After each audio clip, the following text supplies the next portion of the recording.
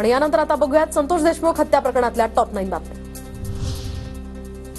बीडमधील सरपंच संतोष देशमुख हत्या प्रकरणी मुख्य आरोपी संतोष देशमुख यांच्या हत्येप्रकरणी विष्णू चाटेला 9 दिवसांची पोलीस कोठडी, तर केज कोर्टाने सुनावली पोलीस कोठडी। या प्रकरणातले 3 आरोपी मात्र अद्यापही फरार।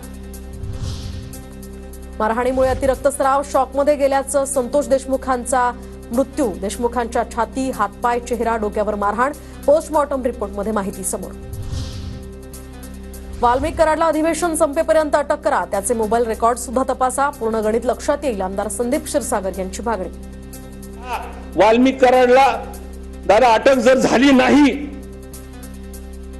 तर अधिवेशन संपल्यानंतर म्हणजे जिल्ह्यामध्ये काय परिस्थिती होईल आणि लोक रस्त्यावर उतरायची तयारी करतात। अध्यक्ष, बीडमधील घटनेवरून सरकार गंभीर, आमदार सुरेश धस यांची प्रतिक्रिया। तर कुणालाही सोडणार नाही असं मुख्यमंत्र्यांनी आधीच म्हटलंय।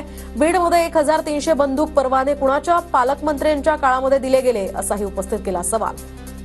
सरकार गंभीर आहे, माननीय मुख्यमंत्र्यांनी त्याच्या बाबतीमध्ये उत्तर दिलेलं आहे। माझं स्वतःचं पत्र आहे, आता कोणाची यासाठी नेमायची, काय नेमायची, माननीय मुख्यमंत्र्यांचा अधिकार आहे। बीड घटनेतील संशयित मंत्री शपथविधीनंतर सभागृहात आलेच नाहीत, त्यांची हकालपट्टी करा। विधानसभेत नाना पटोलेंची ही मागणी। ज्या मंत्र्यावर डाऊट आहे ते मंत्री या सभागृहात आलेच नाही। मंत्रिमंडळाची शपथ घेतली, त्या दुसऱ्या दिवशी त्यानंतर गायब झाले।